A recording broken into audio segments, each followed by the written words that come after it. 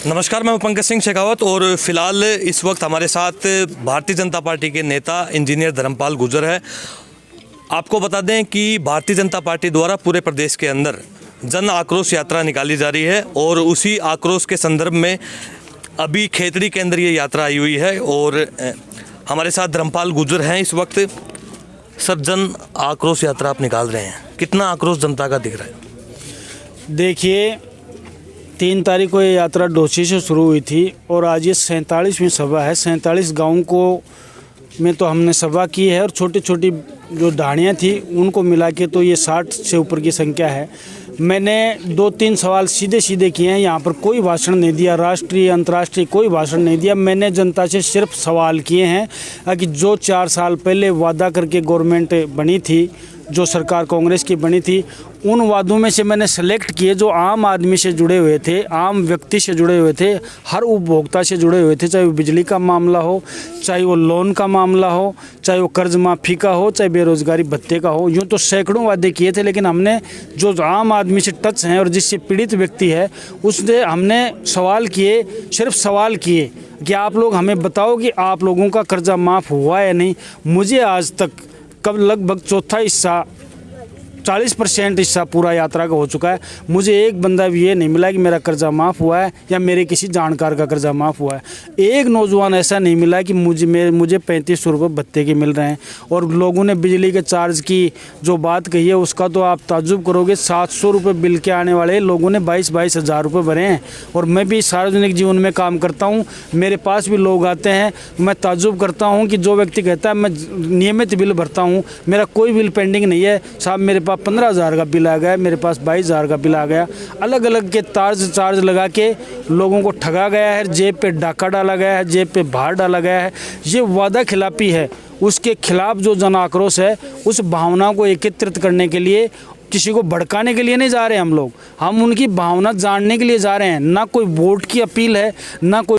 जी धर्मपाल जी, अभी जो पानी का मुद्दा है खेतड़ी की स्थिति को लेकर के, खेतड़ी में पेयजल की भयंकर समस्या है और हमारे जो स्थानीय विधायक हैं खेतड़ी के डॉक्टर जितेंद्र सिंह, वो जहाँ पर भी जाते हैं एक योजना का वो जिक्र करते हैं और उस पर संशय भी बना हुआ है लोगों में। लेकिन भारतीय जनता पार्टी खेतड़ी के अंदर अगर बात करें तो इस स्थिति को डिफेंड करने के लिए कमज़ोर नज़र आती है। मैं एक बात बताऊँ, कई बार कोई व्यक्ति उस मुकाम पे नहीं होता, उस पद पे नहीं होता, तो उसको एक आम आदमी माना जाता है। और उस आम आदमी होने के नाते, चाहे वो कितना ही गुणी हो और कितना ही ज्ञानी हो, आम आदमी होने के नाते उसकी बात में इतना वजन नहीं होता। आज मैं कहूँ कि खेतड़ी में मैं ये काम करवा रहा हूँ तो कोई व्यक्ति मानेगा नहीं और मानना भी नहीं चाहिए, क्योंकि ना तो मैं किसी पद पे हूँ और ना ही मेरी सरकार है। लेकिन फिर भी आज हर आदमी इंटरनेट से जुड़ा हुआ है। किसको नहीं पता कि जल जीवन मिशन राजस्थान की स्कीम, मतलब केंद्र की स्कीम है। मैं आग्रह करना चाहता हूँ आप लोगों के माध्यम से, आपके चैनल के माध्यम से, डॉक्टर जितेंद्र खेतड़ी में तो पानी ले आए, लेकिन हरियाणा में भी जल जीवन मिशन इन्होंने चला दिया क्या? गुजरात में भी इन्होंने चला दिया, हिमाचल और मध्य प्रदेश में भी डॉक्टर जितेंद्र ने चलाया क्या? ये तो पूरे राष्ट्र की प्रॉब्लम वो है, योजना है जल जीवन मिशन, जो जल शक्ति मंत्रालय की योजना है। और 27,300 करोड़ रुपए राजस्थान को अलॉट हो चुके हैं। उसमें से मात्र 4,000 करोड़ रुपए ये लोग खर्च नहीं कर पाए। ये सिर्फ कुर्सी की लड़ाई में नहीं खर्च पाए। और मैं इस बात के सत्यापन करने के लिए जब गजेंद्र सिंह जी शेखावत दिल्ली से आए और वो झुंझुनू गए तो हमने सिंगाना में रोका और मैंने उनको आग्रह किया कि ये चैनल के लोग खड़े हैं, ये मीडिया के बंधु खड़े हैं, आप बताइए मंत्री महोदय ये स्कीम किसकी है। उन्होंने उस टाइम बताया कि मैं राजस्थान को 2 साल पहले 27,300 करोड़ रुपए अलॉट कर चुका और ये उसमें खर्च भी नहीं कर पा रहे। सबसे फिसड्डी अगर हिंदुस्तान में कहीं योजना चल रही है तो वो राजस्थान में चल रही है। यहाँ 20% काम नहीं हुआ है। और समझदार है ना, वो इस बात को समझता है कि जब कुर्सी की लड़ाई होती है तो कुर्सी की लड़ाई जब पूरे 5 साल चलती है तो उसका खामियाजा जनता को भुगतना पड़ता है। मैं तो ये कह सकता हूँ, ये लोग एक बीकानेर संभाग में जब चुनाव प्रचार में गए तो इन्होंने कहा कि रामेश्वर डूडी मुख्यमंत्री बन रहा है। लोगों ने रामेश्वर डूडी के नाम पे वोट दे दिए। इधर भरतपुर दौसा इधर गए, बोला सचिन पायलट मुख्यमंत्री बन सकता है, उधर सचिन पायलट का नाम ले दिया। जो जोधपुर संभाग में गए उधर अशोक गहलोत का नाम ले दिया। ये अलग अलग नामों से चर्चा करके ये लोग मुश्किल से अपना सत्ता का जुगाड़ बना पाए, नेट टू नेट 100 सीट ला पाए।